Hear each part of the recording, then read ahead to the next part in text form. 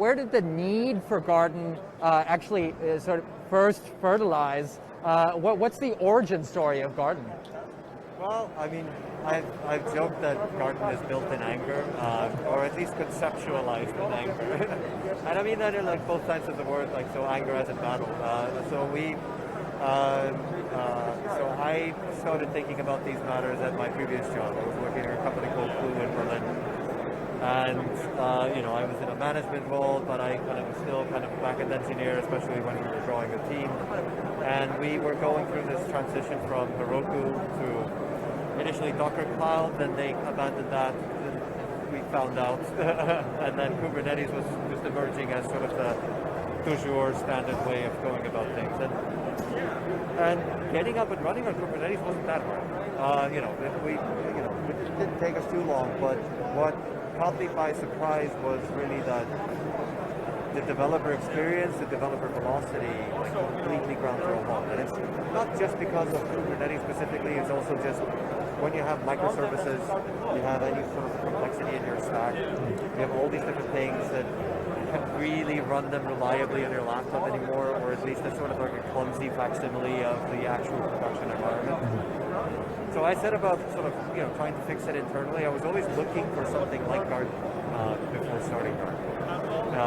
But I ended up packing together some tooling in, I think it was in Python, a little bit of Python and TypeScript. And I see a lot of companies around here doing something similar. And it is a rabbit hole. And it just, it strikes me that it's kind of insane that how many companies, like thousands of companies and teams all over the world are solving the same problem over and over again with just like the slightest difference in emphasis and what they're focusing on. And then they have to build and maintain that, and then it goes out of fashion, it goes out of date, and then they're kind of stuck with it. So I just, I then started speaking to my now co-founders, and we realized, okay, there's a lot of flux happening in the space. Now is probably a good time to offer something new. Something that's really designed for not just Kubernetes containers, but rather just this brave new world of DevOps, and giving developers the tools that they need, because that's what DevOps is all about. Like, instead of other people operating your stuff, operators are basically giving developers self-service tools to help them help themselves, and sort of there's a bit of a shift in responsibility, but the tooling hasn't yet caught up. So we are part of that, global journey of making DevOps catch up to its expectations and its promise. It does feel a little bit like we're supposed to be living in this, as our head of sales likes to say, the garden of earthly delights, but it really ends up being more like the Hieronymus Bosch painting, where the demons are feasting on your body, and I think a lot of us remember like the good old days of coding, where you're just like noodling away on a cool little Python thing, and nowadays you sort of get jerked back to the present reality of pain, where you're working at a company and you've got flaky tests, but they only happen in CI/CD, or you have to wait for one thing or another before you can continue staying in that sweet code love loop, it really feels like Garden is trying to refocus on the original ambition of making coding something that was just playful and fun and directed without distraction and disruption.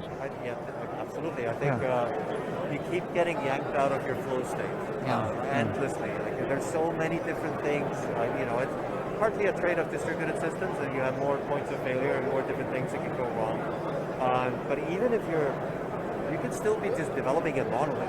It doesn't have to be that you're building like a massively distributed system. You still need a database, and you still need to deploy your own thing, and it still needs to be quite similar to what it looks like in production. And as soon as you can kind of just those few steps, all of a sudden the tooling doesn't really cover what you want or need. It's been, we're in this transition phase where feels like a lot of kabuki to get simple things done. And I do miss those days, like, just like working on, just basic Python applications, just like do something and something happens, to keep my attention rolling. That's very important, because if you keep losing your focus every few minutes or for 20 minutes waiting for a CI pipeline, your mind starts to wander and like drift, and you keep context switching, and it's basically like, you're endlessly rearranging furniture in your head, like either waiting for something or switching between different things so as not to feel like you're just waiting. Yeah.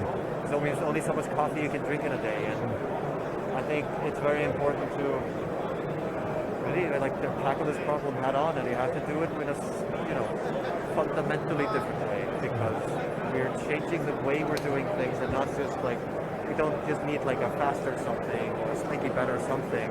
It needs to be rethought in terms of the entire software delivery flow. Garden is a deceptively ambitious project. We're focusing on a slice of the problem right now, but the idea is that you have a very consistent way to deploy, build, test throughout the entire delivery cycle. Right. Yeah. Build, deploy, test. Those are really what Garden is. Let's say the leverage to your experience. That was a little bit of the philosophy, the origin story of Garden. I'd love to get into the technical aspects of it. What are some of the features that you're most proud of, or let's say, actually, let's put it this way: what sort of features can a developer make use of today, and what are the features that are going to encounter the swiftest, and how would they get started if they're let's say they have a Docker a Docker enabled stack that they're running locally. How would they first sort of noodle around, and what can they expect to see as a benefit right away? Well, so the first thing you want to do is, so the way you describe a system to Garden, and this is what you start by doing really. Like, you can start really simple. You can just start with that one container image and just deploy that. You put a little bit of metadata next to your Docker file usually. Garden can initially create your Kubernetes manifest for you, so if you don't even have those, you can get off to a bit of a running start there. Just the Docker file. Yeah, just a Docker file, and then like a short garden.yaml, next to it, and you define a project. So then you have something that works. You run the Garden deploy. You might initially do it with Docker Desktop or Minikube or something on your laptop. Soon you're going to want, when you have a big old system, you might want to work with a remote cluster. And that's actually one of the biggest draws of Garden, is that you don't need Docker or Kubernetes on your laptop. I wrote a blog post to that effect about 2 years ago, and it caught a lot of attention. It's like, oh, I don't. Sort of a laptop on fire as a banner image.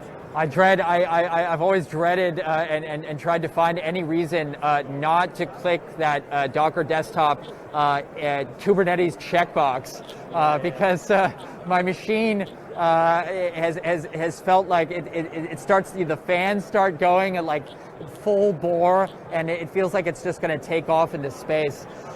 Yeah, I mean, so which is not Docker desktop, it's just like those are technological constraints, and they're physical constraints of what your laptop is able to do and what it is designed to do.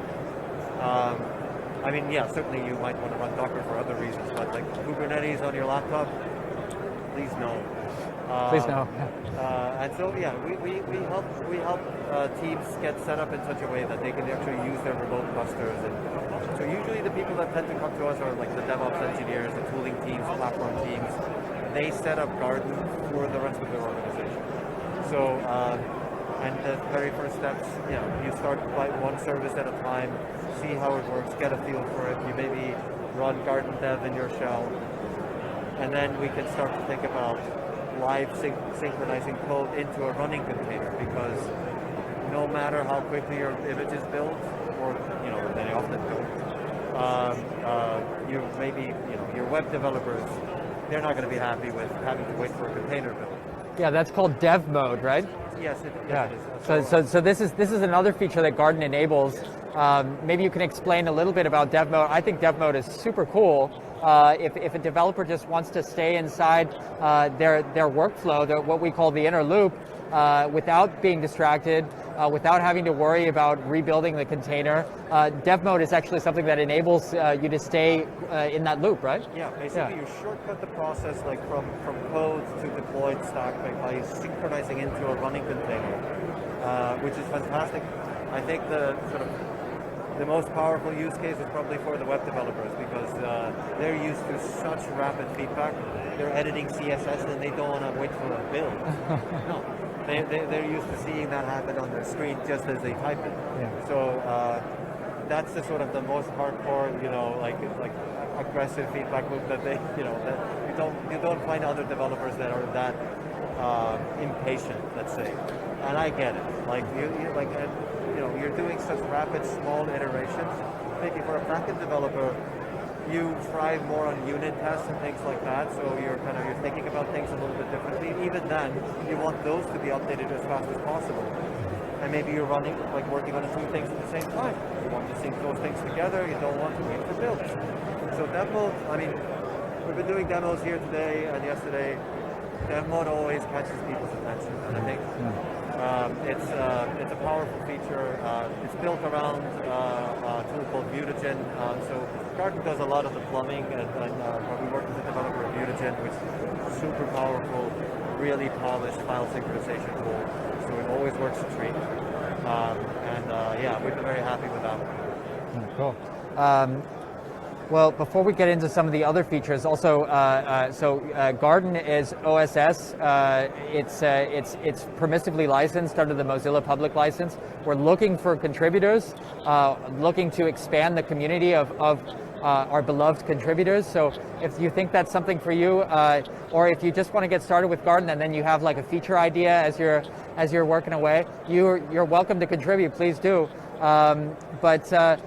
Before we get into some more of the both free and paid features, I wanted to talk a little bit about the stack graph.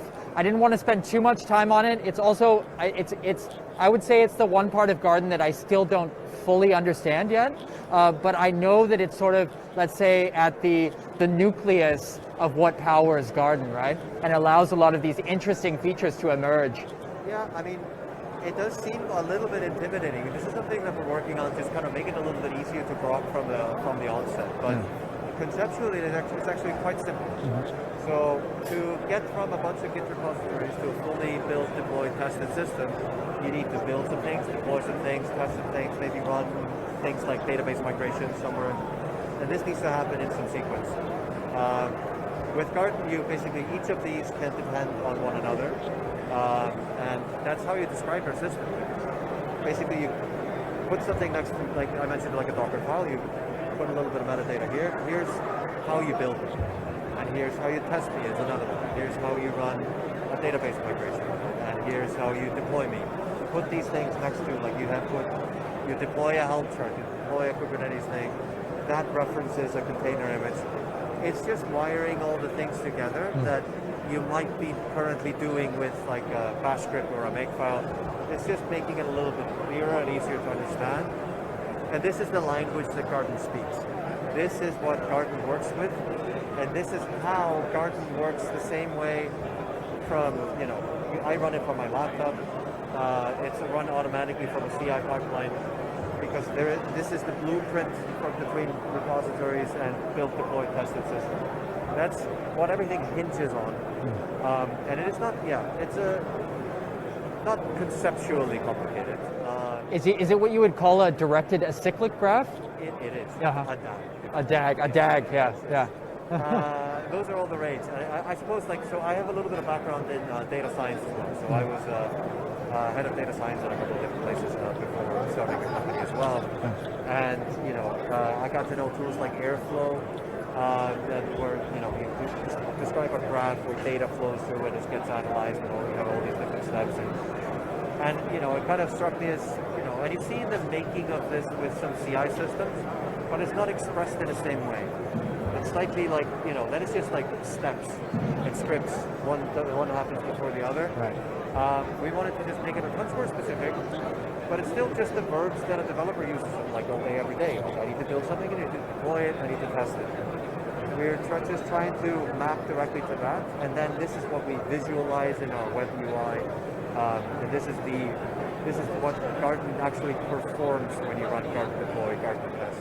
So the advantage over something like a makefile would be, instead of a sequence that just runs all the way down, the stack graph knows the full dependency graph holistically and is able to sort of resolve for that. That's correct. Yeah. And this also powers the versioning mechanism. So, which is like, now we're getting a little bit more complicated territory. But I think it's important to mention because one thing that makes Garden smarter than many other tools is because like we know which file goes into which build, goes into which deployment, goes into which test, and so on and so forth. So when you edit a file, you can see how that tracks in the graph. Mm-hmm. When you run Garden test twice in a row without making any changes, nothing happens in a second.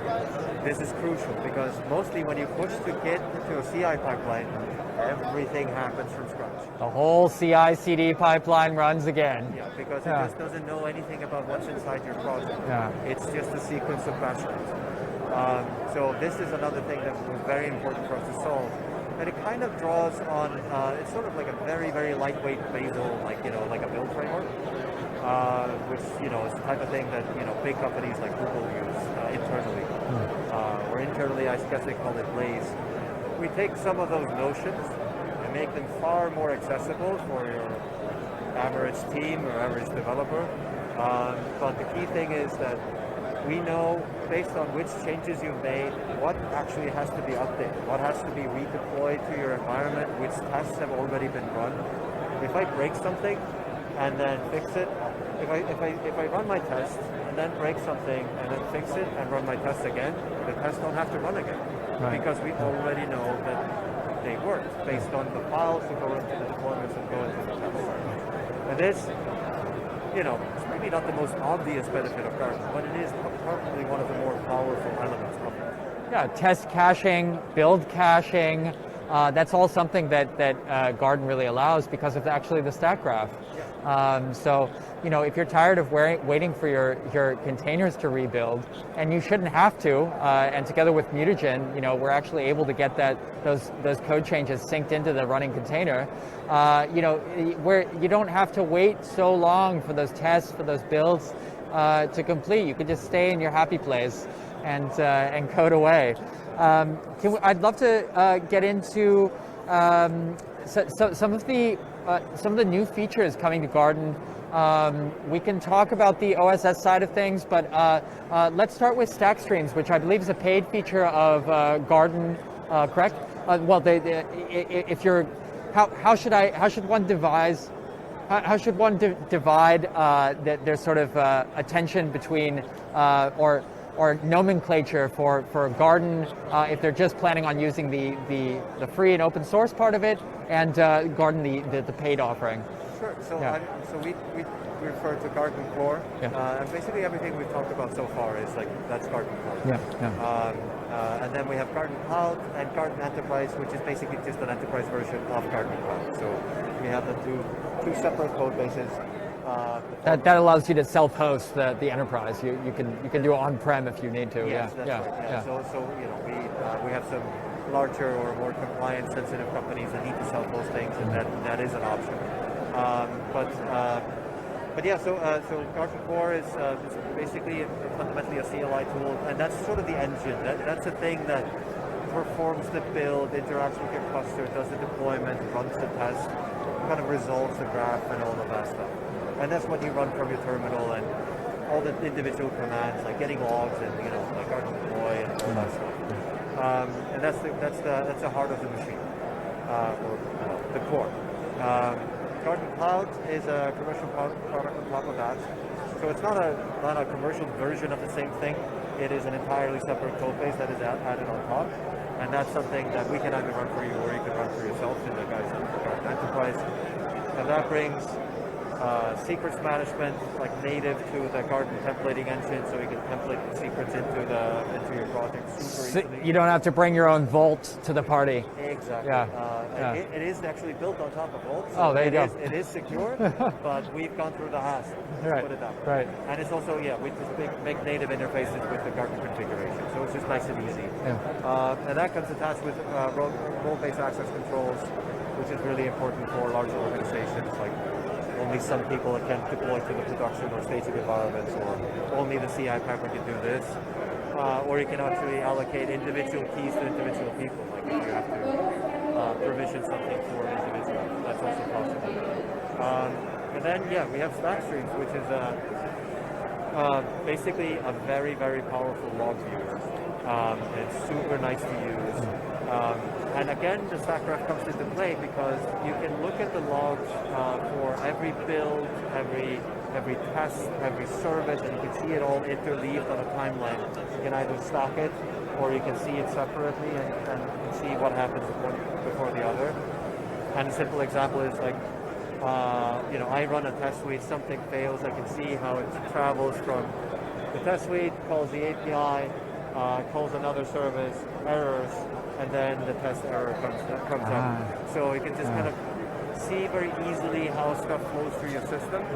And what we're working on there as well is open tracing support. So you can actually see network traces attached to all of these. Wow, so you get the network tracing as well?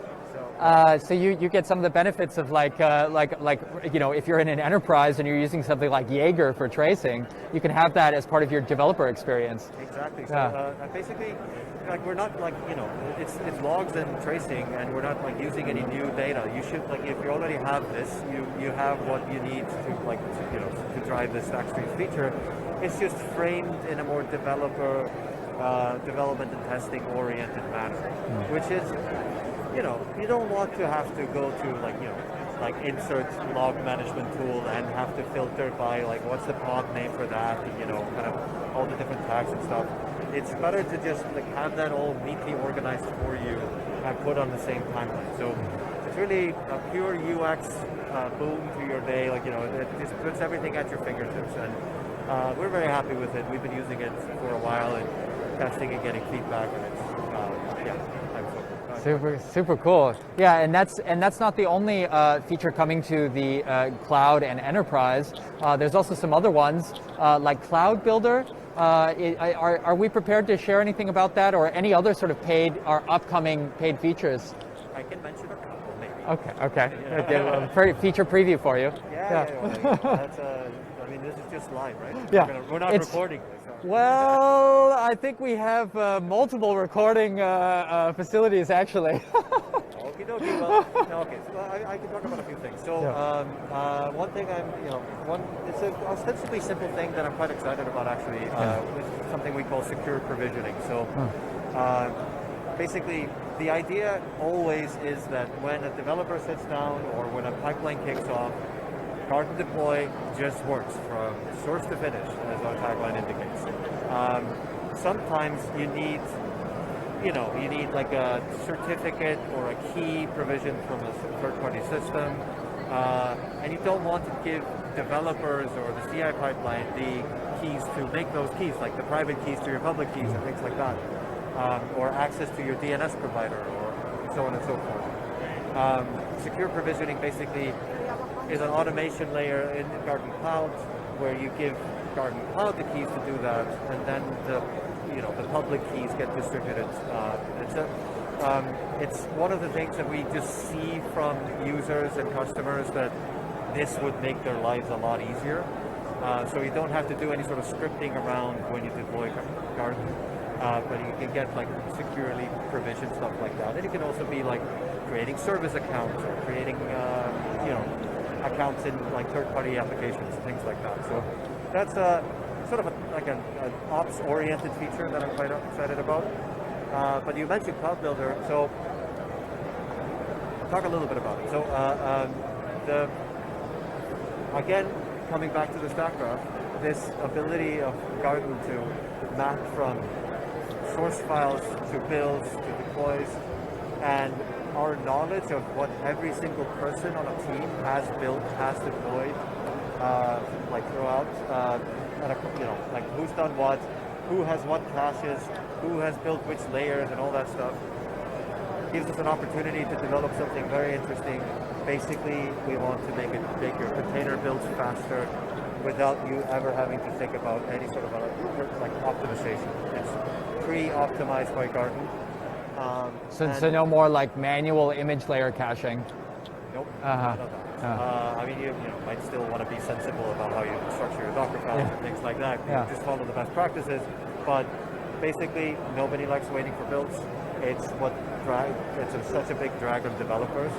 We have an opportunity to do something very clever